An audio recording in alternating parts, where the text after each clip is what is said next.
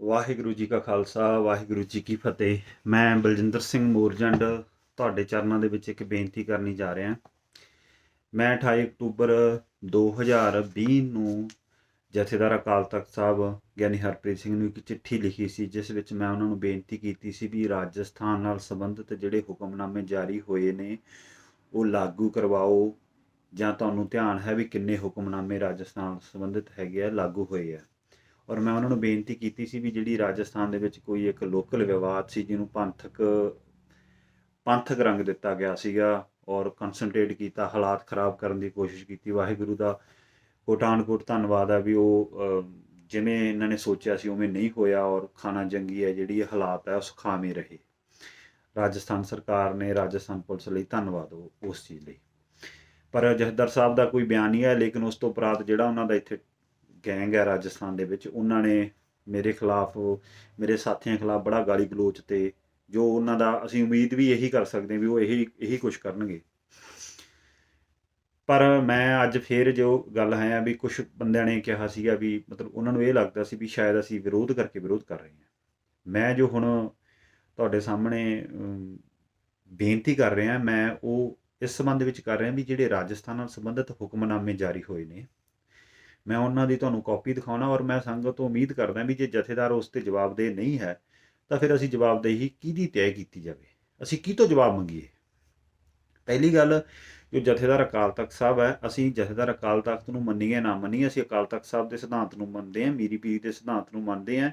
ਜੇ ਜਥੇਦਾਰ ਅਕਾਲ ਤਖਤ ਕੋਈ ਫੈਸਲਾ ਇਹੋ ਜਿਹਾ ਲੈਂਦਾ ਜੋ ਗੁਰਮਤਿ ਅਨੁਸਾਰ, ਗੁਰੂ ਗ੍ਰੰਥ ਸਾਹਿਬ ਜੀ ਦੇ ਆਸ਼ੇ ਅਨੁਸਾਰ ਸਹੀ ਨਹੀਂ ਹੈ, ਅਸੀਂ ਉਸ ਮੰਨਣ ਨੂੰ ਪਾਬੰਦ ਨਹੀਂ ਹਾਂ। ਜੇ ਆਪਾਂ ਇਤਿਹਾਸ ਦੀ ਪੁਰਾਣੀ ਪਿੱਛੇ ਜਾਈਏ, ਜਥੇਦਾਰ ਅਰੋੜ ਸਿੰਘ ਨੇ ਜਨਰਲ ਡਾਇਰ ਨੂੰ ਸਰੂਪਾ ਦਿੱਤਾ, ਪੰਥ ਨੇ ਕਦੇ ਸਵੀਕਾਰ ਨਹੀਂ ਕੀਤਾ। ਅੱਜ ਵੀ ਇਹ ਗੱਲ ਜਦੋਂ ਉੱਠਦੀ ਆ ਉਸ ਨੂੰ ਕੁਐਸਚਨ ਮਾਰਕ ਨਾਲ ਦੇਖਿਆ ਜਾਂਦਾ ਹੈ। ਗਿਆਨੀ ਪੂਰਨ ਸਿੰਘ ਨਾਗਪੁਰ ਜਾ ਕੇ ਸਿੱਖਾਂ ਨੂੰ ਹਿੰਦੂਆਂ ਦਾ ਲਵ ਕੁਸ਼ ਦੀ ਔਲਾਦ ਦੱਸਦਾ ਹੈ, ਪੰਥ ਨੇ ਕਦੇ ਸਵੀਕਾਰ ਨਹੀਂ ਕੀਤਾ।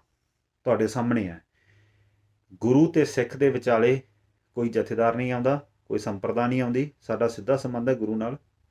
ਜੇ ਕੋਈ ਮੀਡੀਏਟਰ ਹੈ, ਸੰਤ ਮਹਾਂਪੁਰਖ ਹੈਗੇ ਆ, ਜੇ ਉਹ ਗੁਰੂ ਸਾਹਿਬ ਦੀ ਗੱਲ ਕਰਦੇ ਆ ਤਾਂ ਉਹ ਸਤਿਕਾਰਯੋਗ ਹੁੰਦੇ ਆ। ਔਰ ਜੇ ਉਹ ਪੰਥ ਜਾਂ ਗ੍ਰੰਥ ਦੇ ਉਲਟ ਗੱਲ ਕਰਦੇ ਨੇ, ਚਾਹੇ ਉਹ ਲੌਂਗੋਵਾਲ ਨੇ ਗੱਲ ਕੀਤਾ, ਸਮਝੌਤਾ ਕੀਤਾ, ਪੰਥ ਨੇ ਕਦੇ ਮੰਨਿਆ ਨਹੀਂ ਹੈ। ਜਥੇਦਾਰ ਇੱਕ ਮੀਡੀਏਟਰ ਹੈ, ਉਹ ਪੰਥ ਦੀ ਕਰਦਾ ਹੈ, ਚਾਹੇ ਉਹ ਬਾਦਲ ਵਾਲਾ ਹੋਵੇ, ਚਾਹੇ ਸਰਬੱਤ ਖਾਲਸੇ ਵਾਲਾ ਹੋਵੇ, ਅਸੀਂ ਸਤਿਕਾਰ ਕਰਦੇ ਹਾਂ। ਪਰ ਜੇ ਉਹ ਸਤਿਕਾਰ ਖੁਦ ਹੀ ਆਪ ਦਾ ਜਿੰਨਾ ਕੁ ਰੱਖਦਾ ਫਿਰ ਉਹਦੇ ਲਈ ਜ਼ਿੰਮੇਵਾਰ ਉਹ ਹੈ। ਵੀ ਜੇ ਅੱਜ ਲੋਕ ਜਥੇਦਾਰ ਨੂੰ ਸਵਾਲ ਕਰ ਰਹੇ, ਜਥੇਦਾਰ 'ਤੇ ਕੁਐਸਚਨ ਮਾਰਕ ਲੱਗ ਰਿਹਾ, ਜਥੇਦਾਰ ਨੂੰ ਦੇ ਜਿਹੜੀਆਂ ਇਹਨਾਂ ਦੀਆਂ ਕਰਤੂਤਾਂ ਹੈਗੀਆਂ ਉਹ ਇਹੋ ਜਿਹੀਆਂ ਹੈਗੀਆਂ, ਤਾਂ ਉਹਦੇ ਲਈ ਜਥੇਦਾਰ ਖੁਦ ਜ਼ਿੰਮੇਵਾਰ ਹੈ। ਆਮ ਲੋਕਾਂ ਨੂੰ ਜਿਹੜੀ ਹੈ ਉਹ ਦੂਸਰੇ ਨੰਬਰ 'ਤੇ ਨੇ, ਪਹਿਲੀ ਜ਼ਿੰਮੇਵਾਰੀ ਜਥੇਦਾਰਾਂ ਦੀ ਖੁਦ ਬਣਦੀ ਹੈ। ਜੇ ਕੋਈ ਉਹਨਾਂ ਨੂੰ ਕੋਰਟ ਦੇ ਵਿੱਚ ਘਸੀਟਦਾ, ਜੇ ਉਹਨਾਂ ਨੂੰ ਕਰਦਾ, ਕਿਉਂਕਿ ਜਦੋਂ ਉਹ ਪਾਰਸ਼ੀਅਲਟੀ ਰੱਖਦੇ ਆ, ਅਕਾਲ ਤਖਤ ਸਾਹਿਬ ਵਰਗੀ ਪਵਿੱਤਰ ਜਗ੍ਹਾ ਦੇ ਪ੍ਰਬੰਧਕ ਹੋਣ ਦੇ ਬਾਵਜੂਦ ਵੀ ਇੱਕ ਧਿਰ ਨਾਲ ਜੁੜਦੇ ਨੇ, ਉੱਥੇ ਗਰੁੱਪਿਜ਼ਮ ਪੈਦਾ ਕਰਦੇ ਨੇ, ਤੇ ਲੋਕ ਉਹ ਤੋਂ ਸਵਾਲ ਕਰਨਗੇ। ਅੱਜ ਨਹੀਂ, ਅੱਜ ਸਵਾਲ ਕਰ ਰਹੇ, ਕੱਲ੍ਹ ਨੂੰ ਇਦੋਂ ਜ਼ਿਆਦਾ ਵੀ ਕਰਨਗੇ।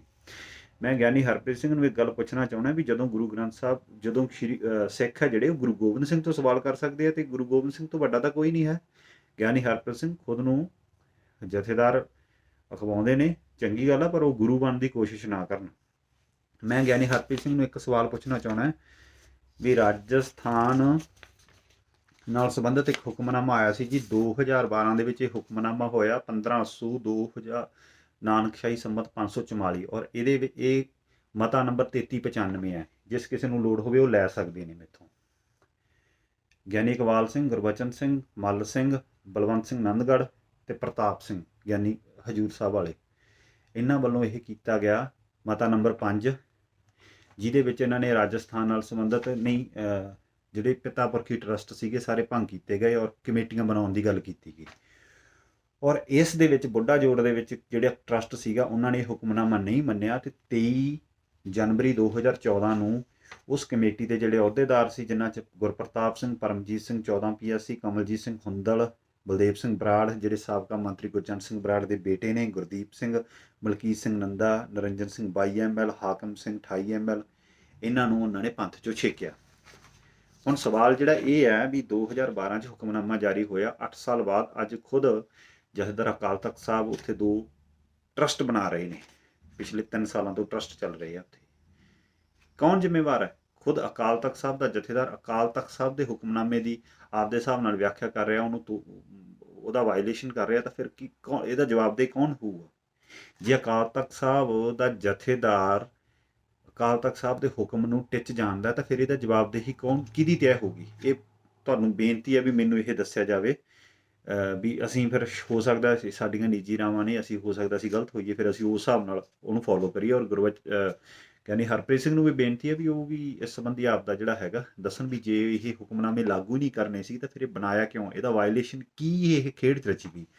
ਇੱਕ ਹੁਕਮਨਾਮਾ ਹੈ ਜੀ 2012-23 ਨਵੰਬਰ ਨੂੰ ਖਾਲਸਾ ਕਾਲਜ ਗੰਗਾਨਗਰ ਦੇ ਸੰਬੰਧ ਦੇ ਵਿੱਚ ਆਇਆ। 9 ਮੱਘਰ ਨਾਨਕਸ਼ਾਹੀ ਸੰਮਤ 544, ਹੁਕਮਨਾਮਾ ਨੰਬਰ 3490 ਆਦੇਸ਼ ਹੋਇਆ। ਇਹਦੇ ਤੇ ਵੀ ਗਿਆਨੀ ਪ੍ਰਤਾਪ ਸਿੰਘ, ਇਕਬਾਲ ਸਿੰਘ, ਗੁਰਬਚਨ ਸਿੰਘ, ਮਲ ਸਿੰਘ ਤੇ ਬਲਵੰਤ ਸਿੰਘ ਹੋਰਾਂ ਦੇ ਸਾਈਨ ਹੈ। ਇਹਦੇ ਵਿੱਚ ਇਹਨਾਂ ਨੇ ਰਾਜਸਥਾਨ ਦਾ ਜਿਹੜਾ ਖਾਲਸਾ ਕਾਲਜ ਸੀਗਾ ਇਹ ਸ਼੍ਰੋਮਣੀ ਕਮੇਟੀ ਨੂੰ ਦੇਣ ਦੀ ਜਿਹੜੀ ਉਹ ਆਦੇਸ਼ ਕੀਤਾ ਸੀ। ਜਿਸ ਲੋਕਾਂ ਨੇ ਇਸ ਹੁਕਮਨਾਮੇ ਨੂੰ ਫਰਲਾ ਕਿਹਾ, ਪਾੜ ਕੇ ਸੁੱਟਿਆ, ਉਹ ਬੰਦੇ ਅੱਜ ਅਕਾਲ ਤਖਤ ਸਾਹਿਬ ਦਾ ਹੁਕਮਨਾਮਾ ਲਾਗੂ ਕਰਾ ਲਿਆ। ਕੀ ਇਹ ਅਕਾਲ ਤਖਤ ਸਾਹਿਬ ਦਾ ਹੁਕਮਨਾਮਾ ਨਹੀਂ ਸੀ? 2012 23 ਨਵੰਬਰ 20 ਚੱਲ ਰਿਹਾ, 8 ਸਾਲ ਹੋ ਗਏ। 8 ਸਾਲ ਬਾਅਦ ਇਹ ਹੁਕਮਨਾਮੇ ਦੀ ਕੋਈ ਵੈਲਿਊ ਹੈ ਜਾਂ ਨਹੀਂ ਹੈ? ਜਥੇਦਾਰ ਅਕਾਲ ਤਖਤ ਦੱਸਣ ਵੀ ਇਹ ਹੁਕਮਨਾਮੇ ਜਿਹੜਾ ਖੁਦ ਅਕਾਲ ਤਖਤ ਸਾਹਿਬ ਤੋਂ ਜਾਰੀ ਹੋਇਆ, ਇਹਦਾ ਕੀ ਕਰੀਏ ਅਸੀਂ? ਇਹ 2 ਹੁਕਮਨਾਮੇ ਹੈ, ਹੋਰ ਵੀ ਬਹੁਤ ਹੁਕਮਨਾਮੇ ਹੈ। ਜਥੇਦਾਰ ਅਕਾਲ ਤਖਤ ਸਾਹਿਬ ਨੂੰ ਬੇਨਤੀ ਹੈ ਵੀ ਆਹ ਹੁਕਮਨਾਮਿਆਂ ਬਾਰੇ ਚਾਨਣਾ ਜ਼ਰੂਰ ਪਾਇਓ ਵੀ ਇਹ ਲਾਗੂ ਕਰਵਾਉਣੇ ਹੈ, ਨਹੀਂ ਕਰਵਾਉਣੇ, ਇਹਨਾਂ ਦਾ ਵਾਇਲੇਸ਼ਨ ਕਰਨਾ ਹੈ ਜਾਂ ਤੁਸੀਂ ਹੀ ਕਰ ਸਕਦੇ ਹੋ, ਇਹਨਾਂ ਦਾ ਵਾਇਲੇਸ਼ਨ ਅਸੀਂ ਨਹੀਂ ਕਰ ਸਕਦੇ। ਇਹਦੀ ਜਵਾਬਦੇਹੀ ਕਿਹਦੀ ਹੈ?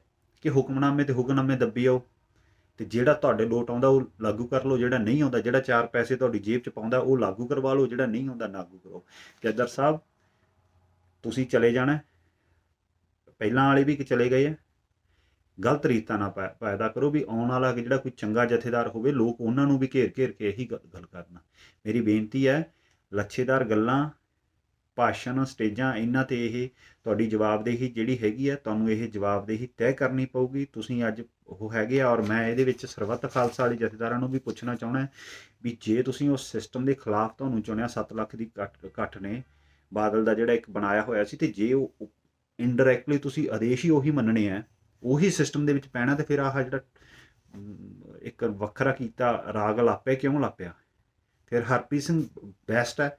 ਔਰ ਮੈਂ ਸਰਬੱਤ ਖਾਲਸਾ ਦੇ ਜਿਹੜੇ ਪ੍ਰਬੰਧਕ ਹੈ ਉਹਨਾਂ ਨੂੰ ਮੈਂ ਬੇਨਤੀ ਕਰੂੰਗਾ ਵੀ ਇਹ ਚਾਨਣਾ ਪਾਉਣ ਵੀ ਇਹ ਜਥੇਦਾਰ ਹੁਣ ਕਿਹੜੇ ਆ, ਕੀ ਇਹ ਭੰਬਲ ਭੂਸਾ ਪਾ ਰੱਖਿਆ। ਕਦੇ ਉਹ ਕਹਿ ਦਿੰਦੇ ਆ ਜੀ ਅਸੀਂ ਕਮੇਟੀ ਦੇ ਪ੍ਰਧਾਨ ਹੈ, ਕਦੇ ਕਹਿੰਦੇ ਜਥੇਦਾਰ ਹੈ। ਜਿੱਥੇ ਇਹ ਬਲੈਕਮੇਲਿੰਗ ਬੰਦ ਕਰੋ ਕਿਰਪਾ ਕਰਕੇ, ਸਿੱਖਾਂ ਨੂੰ ਸਿੱਖ ਬਣ ਜਾਣ ਦਿਓ। ਤੁਸੀਂ ਕੋਈ ਸੁਪਰ ਪਾਵਰ ਨਹੀਂ ਹੈਗੇ, ਤੁਸੀਂ ਕੋਈ ਵੱਡੇ ਸਿੱਖ ਨਹੀਂ ਹੈਗੇ। ਤੁਸੀਂ ਠੀਕ ਹੈ ਪ੍ਰਬੰਧਕ ਬਣਾਇਆ ਤੁਹਾਨੂੰ ਇਕੱਠ ਨੇ, ਤਾਂ ਤੁਸੀਂ ਉਹਦੀ ਜ਼ਿੰਮੇਵਾਰੀ ਸੰਭਾਲੋ। ਜੇ ਇਹ ਸਿੱਖ ਪੰਥ ਹੈ, ਜੇ ਇਹ ਤੁਹਾਨੂੰ ਪਾਵਰ ਦੇਣ ਜਾਣਦਾ ਤੇ ਲੈਣ ਵੀ ਜਾਣਦਾ ਹੈ।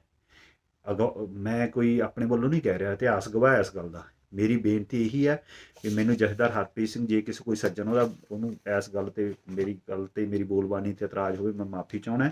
ਔਰ ਮੈਂ ਉਹਨਾਂ ਨੂੰ ਉਮੀਦ ਕਰਦਾ ਵੀ ਆਹ ਨੇ ਜਿਹੜੇ 2 ਹੁਕਮਨਾਮੇ ਆ, ਇਹ ਮੇਰੀ ਤਾਂ ਹਰਪ੍ਰੀਤ ਸਿੰਘ ਹੋਰਾਂ ਨਾਲ ਰਾਬਤਾ ਨਹੀਂ ਹੋ ਰਿਹਾ, ਕਿਉਂਕਿ ਉਹ ਨਹੀਂ ਦਿੰਦੇ ਜਵਾਬ। ਮੈਂ ਚਿੱਠੀ ਵੀ ਲਿਖੀ, ਪਰ ਮੈਂ ਹੁਣ ਉਹਨਾਂ ਨੂੰ ਬੇਨਤੀ ਕਰਦਾ ਵੀ ਜੇ ਕੋਈ ਮੀਡੀਏਟਰ ਹੈਗਾ ਪਰ ਕਰਕੇ ਇਹ ਹੁਕਮਨਾਮਿਆਂ ਬਾਰੇ ਮੈਨੂੰ ਦੱਸਣ ਵੀ ਅਸੀਂ ਸੰਭਾਲ ਕੇ ਸ਼ੀਸ਼ੇ 'ਚ ਜੜਾ ਲਈਏ ਕਿ ਇਹ ਹੁਣ ਇਹਨੂੰ ਰੱਦ ਸਮਝੀਏ, ਕੀ ਕਰੀਏ? ਕਿ ਜਦੋਂ ਤੁਹਾਨੂੰ 4 ਪੈਸੇ ਬੰਦ ਹੋਏ ਉਦੋਂ ਤੁਸੀਂ ਲਾਗੂ ਕਰਾਓਗੇ, ਹਜੇ ਤੁਹਾਡੇ ਉਹ ਦਾਇਰੇ 'ਚ ਨਹੀਂ ਆਉਂਦੇ। ਇਹ 8 ਸਾਲ ਪੁਰਾਣੇ ਹੁਕਮਨਾਮੇ ਤਾਂ ਤੁਸੀਂ ਵਹਿੰਦੇ ਨਹੀਂ, ਤੇ ਅੱਜ ਨਵੇਂ ਹੁਕਮਨਾਮੇ ਤੇ ਨਵੇਂ ਦੱਬੀ ਆਉਣੇ ਹੋ।